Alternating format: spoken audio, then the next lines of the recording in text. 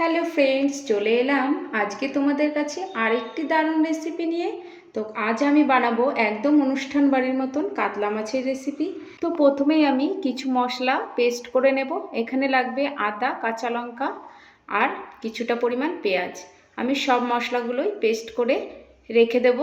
আর প্রথমেই আমি মাছগুলোকে নুন হলুদ দিয়ে ভালো করে মাখিয়ে রেখেছিলাম। এরপরে কড়াই গরম হলে মাছগুলোকে সুন্দর করে ভেজে নেব। একদম লাল করব না, একদম কমও ভাজা যাবে না, মিডিয়াম মতন মাছগুলোকে আমি ভেজে রেখে দেব।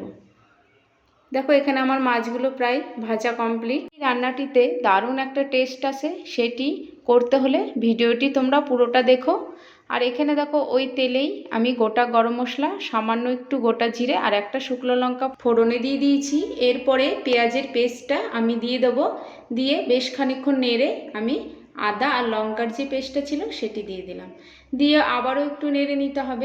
এর মধ্যে দিয়ে দেবো একটু জিরের গুঁড়ো, একটু লঙ্কার গুঁড়ো দিয়ে একটু কষিয়ে যতক্ষণ না পেঁয়াজ আর আদার গন্ধটা চলে যাচ্ছে ততক্ষণ কষিয়ে নেব। আর এখানে পরিমাণ মতো নুনটাও দিয়ে দিয়েছিলাম। তারপরে দেখো চারমগজ ও কাজু বাদাম পেস্ট আমি রেখেছি করে, সেটি এতে দিয়ে দিলাম। দিয়ে সামান্য একটু জল দিয়ে ভালো করে নেড়ে নিতে হবে। কাজু বাদামটা দেওয়াতে তলায় লেগে যেতে পারে। তো দেখো আবারও একটু কষিয়ে নেব যতক্ষণ না তেল ছেড়ে আসছে এরকম, ততক্ষণ আমি একটু নেড়ে নেব। দিয়ে আমি কিছুটা টক দই ফেটিয়ে রেখেছিলাম সেটি এখানে অ্যাড করে দেব। দিয়ে একটু নেড়ে চেড়ে নিলেই মশলাটা কষানো রেডি হয়ে যাবে।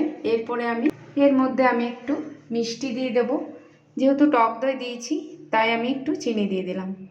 তারপরে একটু নেড়ে চেড়ে নিয়ে আমি পরিমাণ মতন গরম জল দিয়ে দেবো। দিয়ে ঝোলটা ফুটে এলেই মাছগুলো দিয়ে 5 মিনিটের মতন একটু হাই ফ্লেমে ঢেকে রাখবো। আমি মাছগুলো ছোট করেই নিয়েছিলাম পিসগুলো, যাতে মশলাটা খুব সুন্দর ভেতরে যায়। তারপরে দেখো এখানে আমার রেডি আজকের এই রেসিপিটি। আর আমি একটু নামানোর আগে গরম মশলা দিয়ে নামিয়ে দেব। আজকে রেসিপিটি সম্পূর্ণ রেডি। তোমরা গরম গরম ভাতের সাথে খেতে পারো।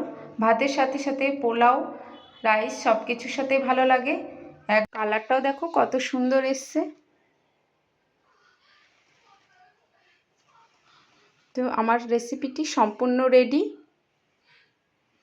একবার তোমরা এরকম ঘরে বানিয়েই খেতে পারো, অসাধারণ খেতে হয় আর খুব পছন্দ করবে সবাই। আজকের এই রেসিপিটা তোমাদের কেমন লাগলো অবশ্যই জানিও। ভালো লাগলে লাইক করো। দেখা হবে অন্য কোনো ভিডিওতে।